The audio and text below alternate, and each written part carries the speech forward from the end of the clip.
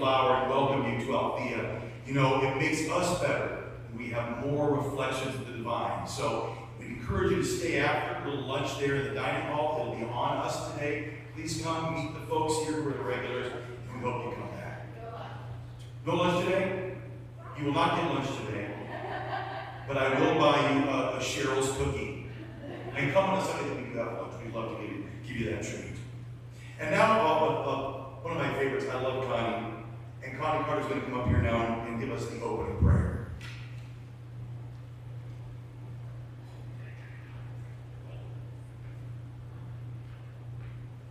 So let's take this opportunity. And can you hear me? To just take a breath.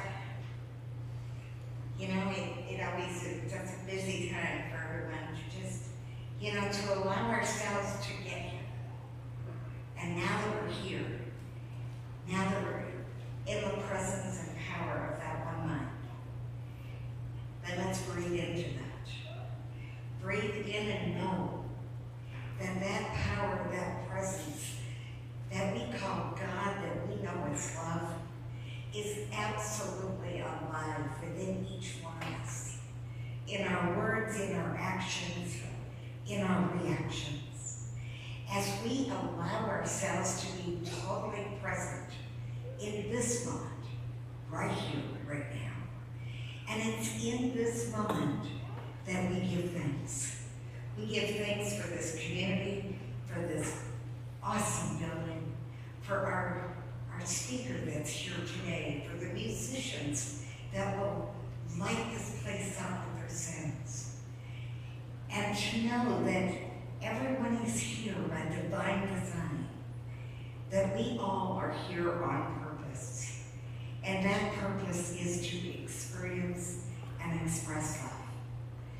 And so as we breathe that in, allowing it to go deep into our hearts, feeling the gratitude, feeling the love, feeling the aliveness, then we take that breath and we let it go. For we know it is already done. And so it is. Amen.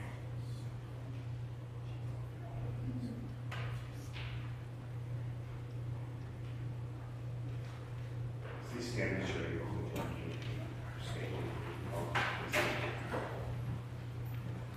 God is love. One presence, one mind, one power is all. This one knows all, is perfect life, perfect love, and perfect substance. We are individualized expressions of God, and are ever one with this perfect life, perfect love, and perfect substance.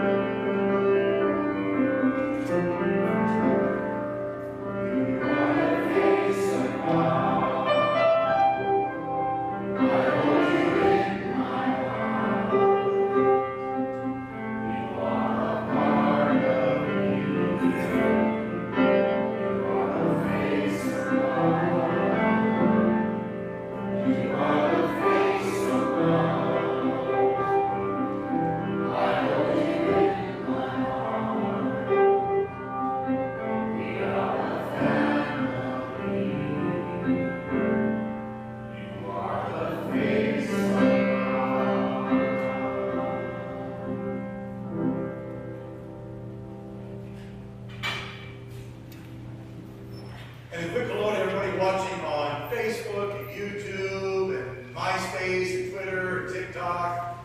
We're glad to get here however you are. You can watch this in its entirety after a year's live. And more importantly, we'd love you to come down and meet us in person on future Sunday. Music's a big part of what we do here. It's usually one of my favorite parts.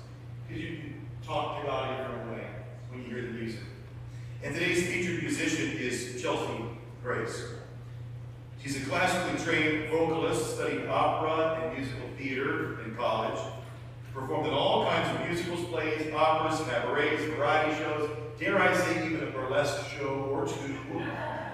Probably not today, just a singer for today. She's done a great job. She's well known around the Denver area. She loves singing a variety of genres. And audiences have said, she's got the soul. She's got the soul. So without further ado, I'd like to welcome, please put your hands together for Kelsey Grace.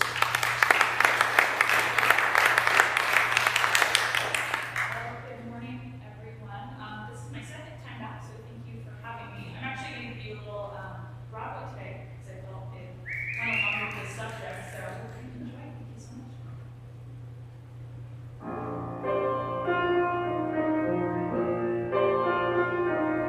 Somebody hold me too close. Somebody hurt me too deep.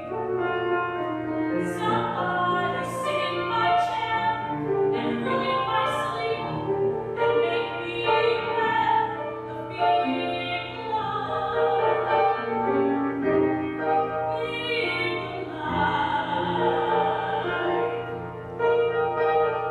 Somebody need me too much. Somebody know me too well. Somebody pull me up short and put me through hell and give me support for being alive. Make me alive. Make me alive. Make me confused. Lock me with pride. Let me be used. Bury my days.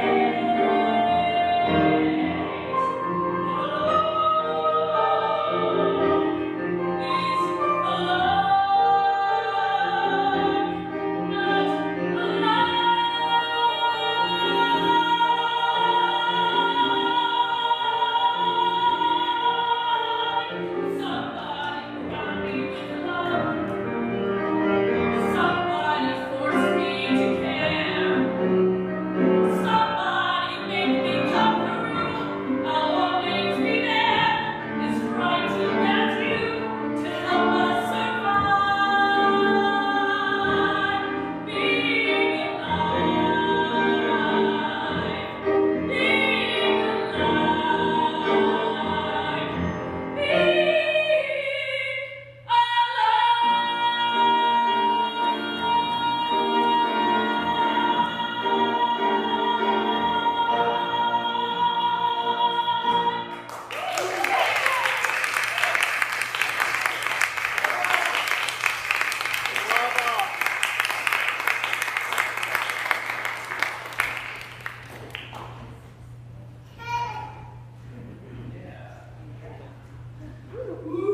Well, everybody feel alive? Oh, that was magnificent. Thank you so much. Our reading for today is short and sweet. It's simply 2 quotes.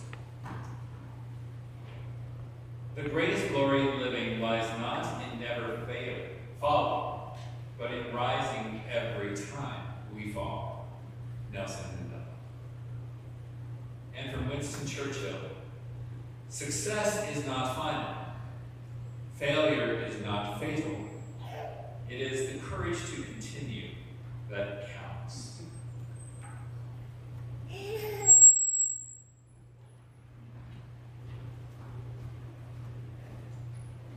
As we mentioned at the top of service, Reverend Christina's not here today. She'll be back. And I always like when we have guest folks come in. Kind of gives a different perspective, maybe a different way to see things. We've had Reverend Jackie Harris here before, and I love her. Came from the East Coast to the foothills west of Denver over 30 years ago. She and her husband enjoyed their 3 cats, the beauty of living in the foothills. She's an ordained associate minister at Mile High Church in Lakewood, responsible for the volunteers in the outreach program at Mile High. Her passion is spiritual contemplation and how to make it a core part of her life. So now, here is Reverend Jackie Harris.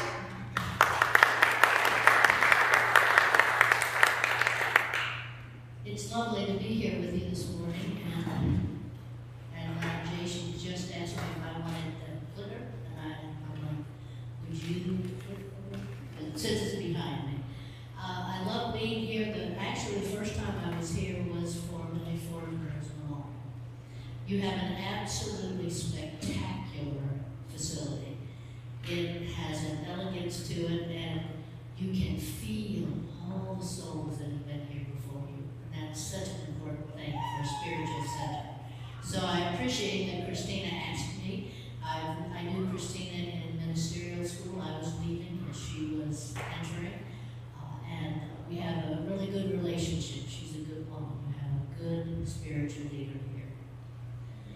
So the title is, if at first you don't succeed, and I changed it a little bit, what then? Because you know how that whole little saying goes, but I'm going to suggest to you that we think about it this morning. That we do more than just assume that, because that becomes a habitual thing. So we know that none of us set out to be unsuccessful, wouldn't you say? When you want to start something new, your expectation is that it will be successful. But what we learn is that it is not always the first time. And what are you going to do if it's not the first time? That's what I would tell you to think about. One thing I think is if we don't fall short sometimes, I don't think we're really living life. Because when we fall short, it makes us reevaluate. It makes us look at the directions we're taking. And then we have to make a decision. I'm going to share some stories with you about some really famous people who have had to do this. And sitting out here, you may be one of those people. And you're famous too. So just remember that. Barbara Brown Taylor, you may be familiar with, has written some great books. And I just finished doing a workshop at Mile High for some folks based on her book called An Altar in the World. I really highly recommend it, even if you never take a workshop from it. She has about 12 qualities that are who we are, and she says you can make a spiritual practice out of every single one of them. And one of those is pain. Had you ever thought about having a spiritual practice around pain? So what she says is that pain isn't just from stubbing your toe or having some illness that causes you pain, but it's also pain you also feel in your mind, and we call it suffering, when you don't succeed. So what do you do with that? She suggests that pain can allow you to have a breakthrough. And that's what we're talking about today. If you stay with it, you can have. I'm hearing myself a lot. Are you hearing me a lot out there? Let's see if I can change that. Okay, is that a little not quite? Is that better? Good. I don't, none of us really like to hear ourselves. Have you ever recorded yourself and then listened to yourself and said, who is that person? All right, so how can we use pain or difficulty as a spiritual practice? We're going to look at it. We're going to see what is a spiritual practice. That's one thing I would say to you. We're not going to go into that today, but you should have a spiritual practice. And part of your spiritual practice could be working with these areas that don't really feel good to you right now. And say, what is it I'm supposed to learn from this? Because I am a huge proponent of contemplation. And contemplation is different from meditation. Contemplation is going into your interior life. Going into your interior and listening to what it has to say to you. And so that's what I would encourage you to do. So you have a choice. I'm going to talk about wonder and curiosity, because those two things are so important, and as we age, we're not so good at either one of those. We've sort of lost it, and I love that there's a young child over here, the best teachers of wonder and curiosity. So we'll talk about that. But I'm going to give you a personal example about my own life. In 2008, I was working in private business because my background is accounting. So I was running a business, and we had about 6 owners, and one of them was a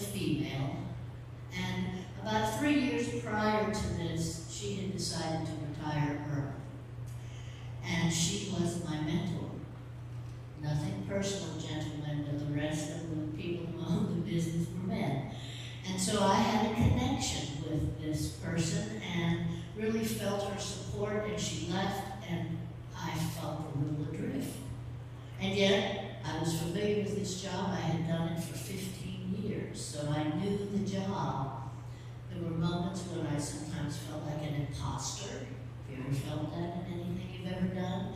You say, what am I doing here?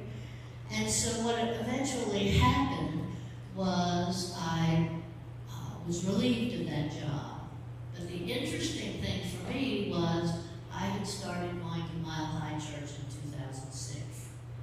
In 2007, I had started classes, and I was on what we call the prac track, meaning that I was going to be a practitioner at the end of however many years. And it was my salvation at that time, because I was in a place that I could look at what was going on in my life professionally and realize that, number one, I hadn't been listening to the universe, because when my mentor left was the perfect sign to me that it was time for me to shift to something else, but I didn't listen to it. Why? Probably many of you are in this situation. It was close to my house. It paid me well. I knew what I was doing. And then it all changed. So I tell you that it's not that there's not some pain in those moments, but I will tell you that for me, it gave me the chance to look at my life and say, what do you want to do? 3 months after I left that job, I took a job at Mile High Church in the accounting department. And it's so funny to me because, my husband says, you won't make as much money, and, it's fine, and I heard him, and then I went ahead and applied anyway, because that's who I am. And so I spent many years in that accounting department, and that's really where my training is, even though I love being a minister, but I'm still doing some accounting at Mile High Church, just so you know that. And so I'm just telling you that what happened to me was what I call a teachable moment. And so we've got to find those in our life. And here are some really famous examples. Michael Jordan missed more than 9,000 shots in his career. He lost almost 300 games. 26 times he was trusted to take the game-winning shot, and he missed. And here's what he says. I failed over and over and over again in my life, and that's why I succeeded. All her life she wanted to act. She went from being told she was not worth the time to being fired from gigs and being named Queen of the Bees for her role in second-rate films. Lucille Ball has 2 stars on the Hollywood Walk of Fame and 4 Emmy Awards, just to name a few of her successes.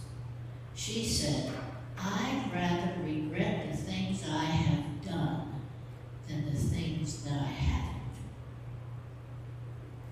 Prior to his presidency, he lost nearly 9 bids for various public offices. He was fired from jobs and went bankrupt as a business owner. Abraham Lincoln became the 16th president of the United States. And he said that some achieve great success is proof to all that others can achieve it as well. All throughout grade school, his teachers said he wasn't smart enough and he was fired from lots of jobs. After other inventions failed, he persisted trying again, but failed to get any traction. What he is most known for is not one of his inventions, but an improvement on an existing idea, the light bulb. It took Thomas Edison 10,000 tries to perfect it. He said, many of life's difficulties are people who did not realize how close they were to success when they gave up. And a very recent one is Simone Biles. This past Thursday, she just got another gold medal in the individuals. And she pulled out, if you remember, at the Tokyo Olympics, she pulled out of those for mental and physical challenges that she was having. So she decided she was going to focus on her mental health. She had something called the twisties back in Tokyo, and people have made some comments about that. But for a gymnast, having the twisties can cause serious injury, and it can actually kill them if they land on their heads. And so she realized that she had to get herself back together.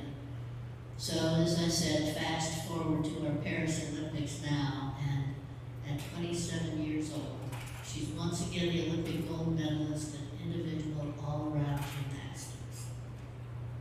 After a gold medal victory on Thursday, she said, 3 years ago, I never thought I'd step foot on the gymnastics floor again, just because of everything that had happened. When asked about her GOAT status, she's got this little goat she wears because many people have said she's the greatest of all times as an athlete. She said, it's crazy that I'm in the conversation of greatest of all athletes. So those are only a few of the people.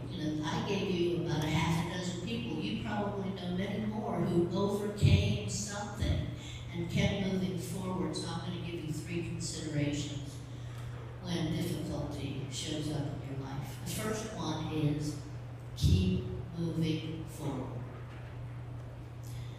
A Chinese proverb says, neither let success go to your head or difficulty to consume your heart. Use wonder and curiosity to guide you. I mentioned that earlier. That is vital. You've got to find a way to go back to that childlike wonder that you had. Because as we grow up, we kind of lose it. I just read something from Frederick Buechner this morning, who was a Christian, I call him a Christian mystic, and he compares an 8-year-old to an 80-year-old. And he said the 80-year-old really needs to be okay with being like that 8-year-old, having that wonder and that joy and that curiosity that we get to mature for. My favorite, and everyone at Mile High is aware of this, my very favorite character is Peter Pan.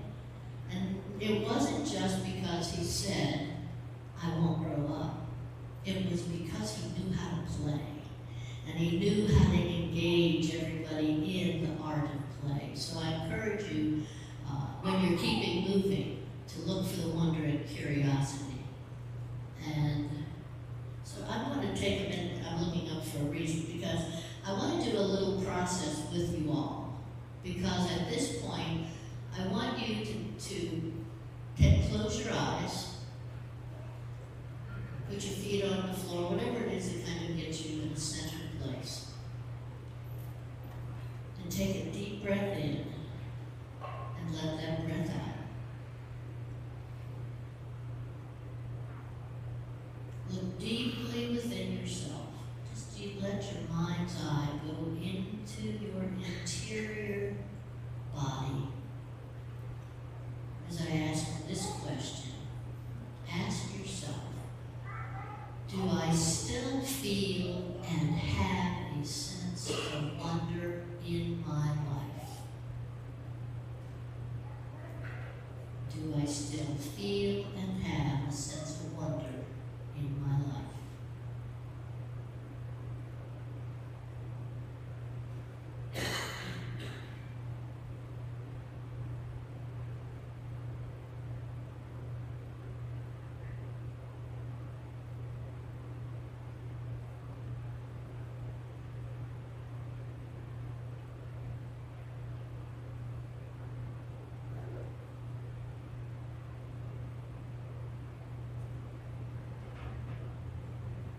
Now take another deep breath in and let it out. And no matter what the answer was, when you open your eyes, no matter what the answer is, work with that. If the answer was, I don't even know what wonder is, my recommendation is watch children at play.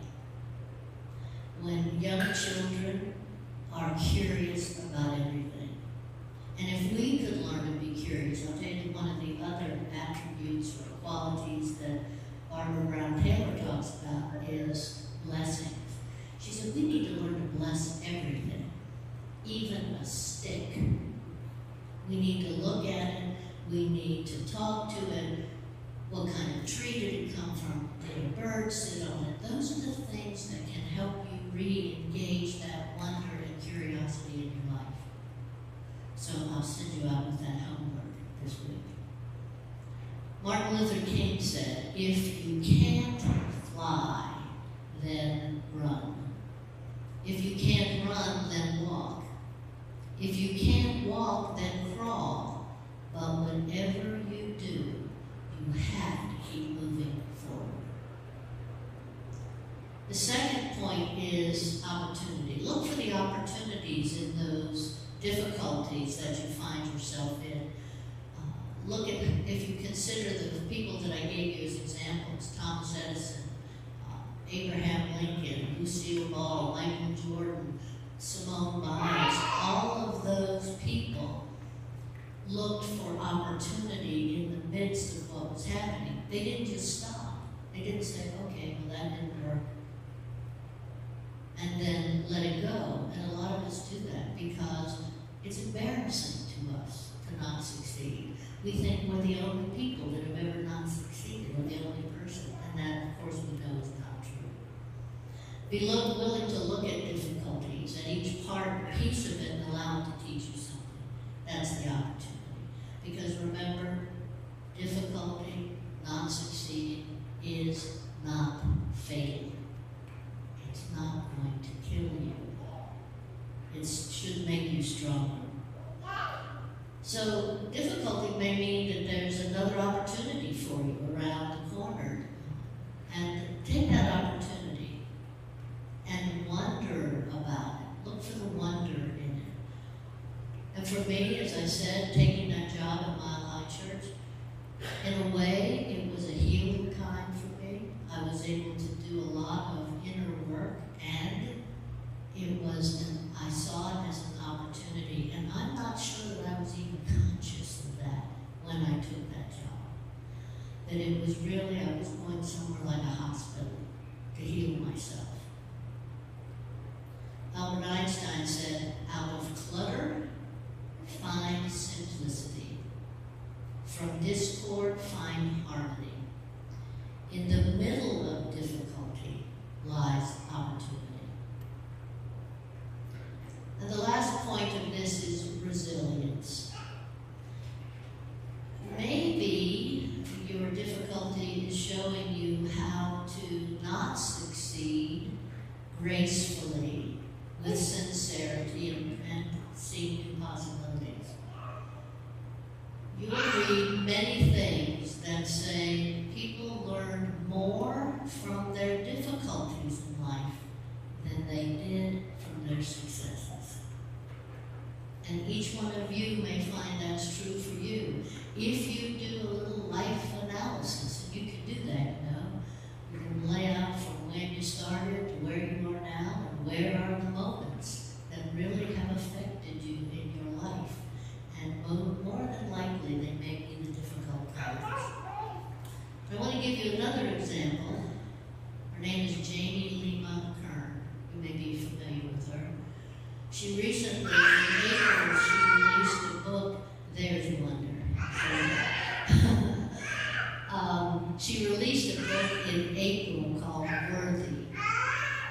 She had created a new makeup line in her living room because she had a skin condition and there were no cosmetics out there that would handle her condition.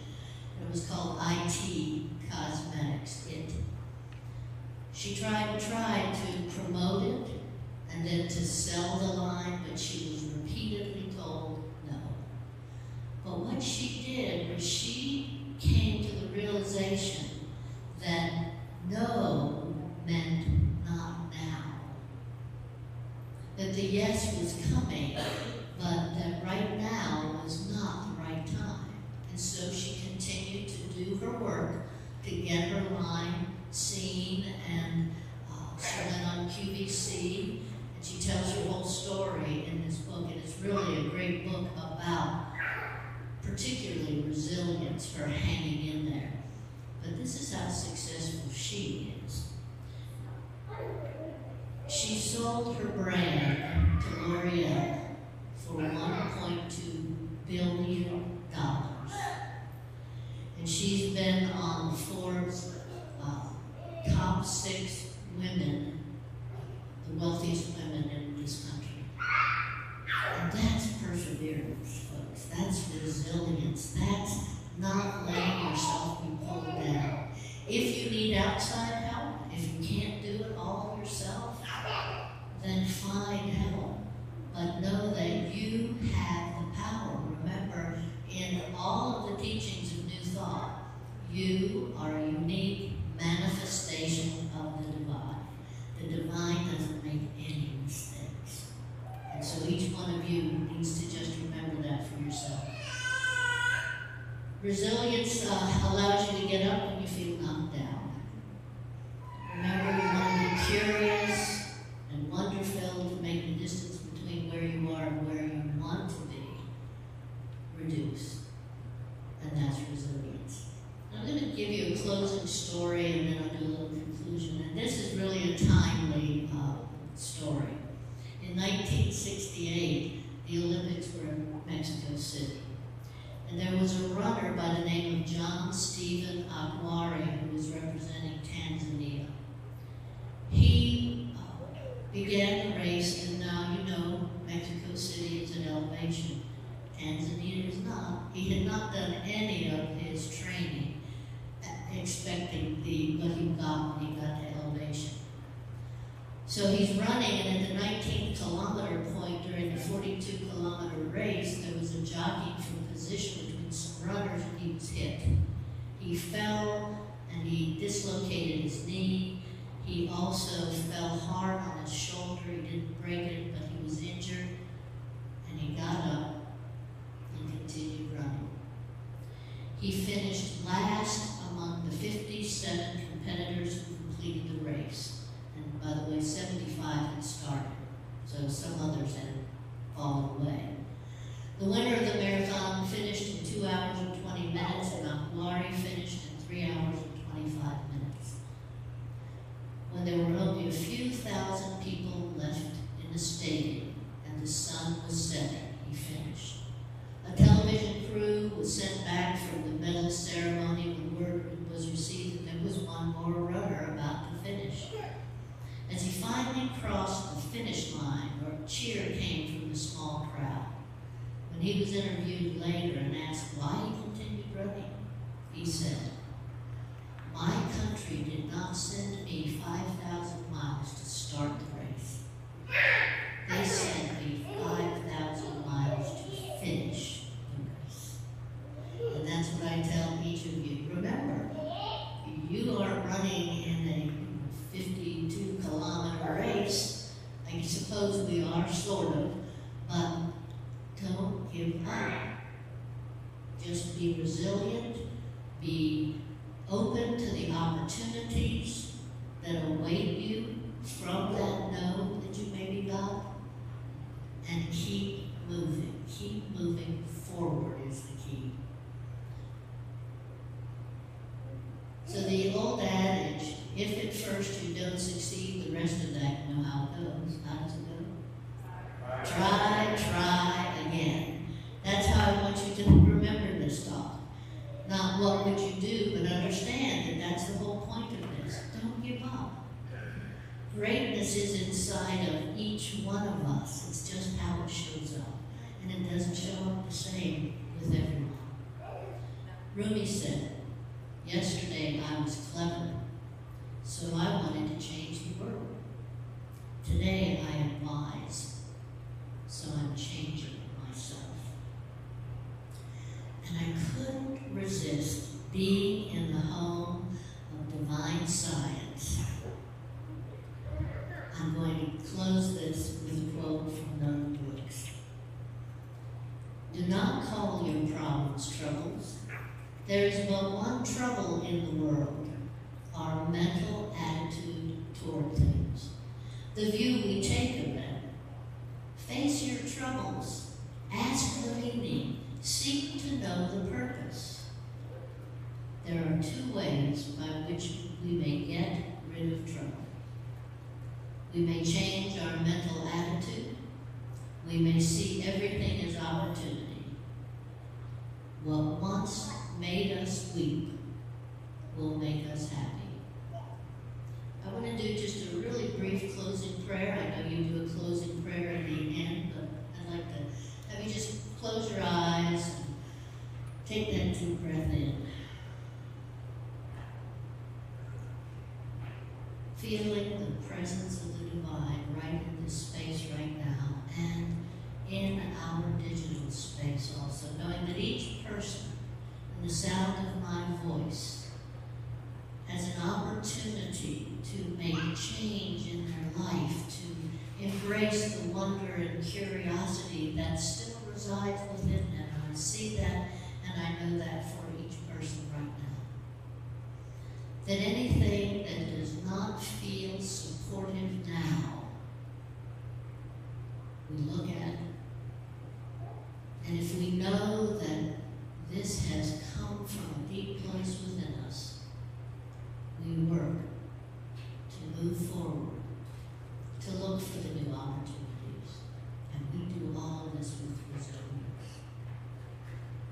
Thank you, Spirit, for being our guide, for being there to get us into our recognition of our greatness, and then to share that greatness with the world. Thank you, Spirit. Thank you, thank you. So I can let this prayer go now because I know it's being answered for each person right now. And so it is.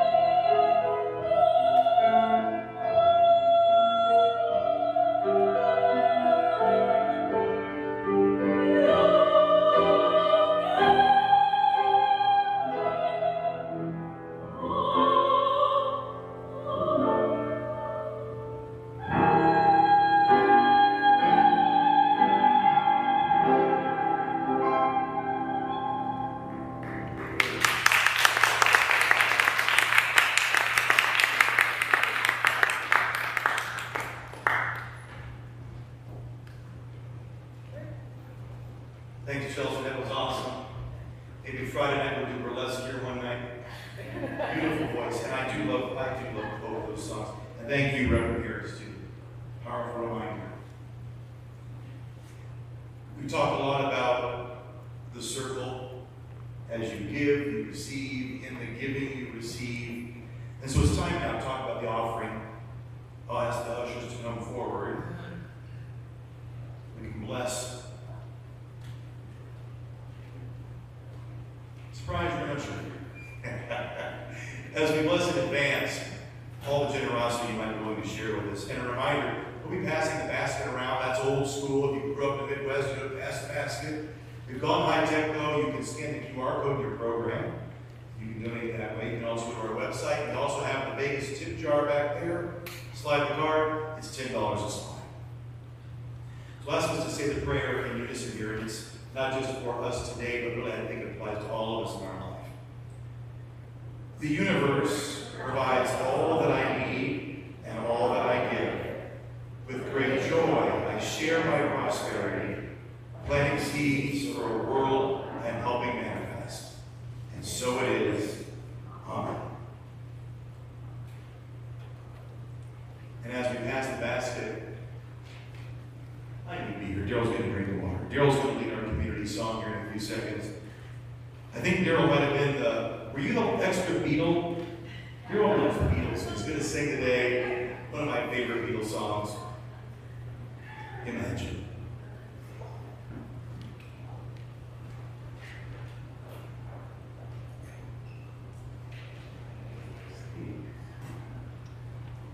Do you need yours?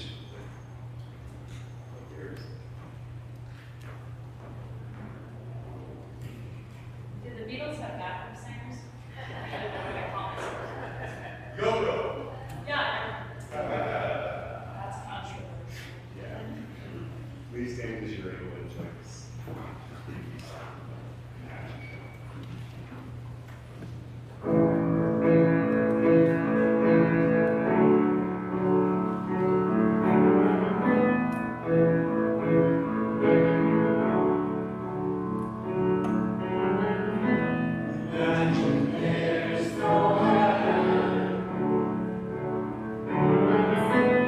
If you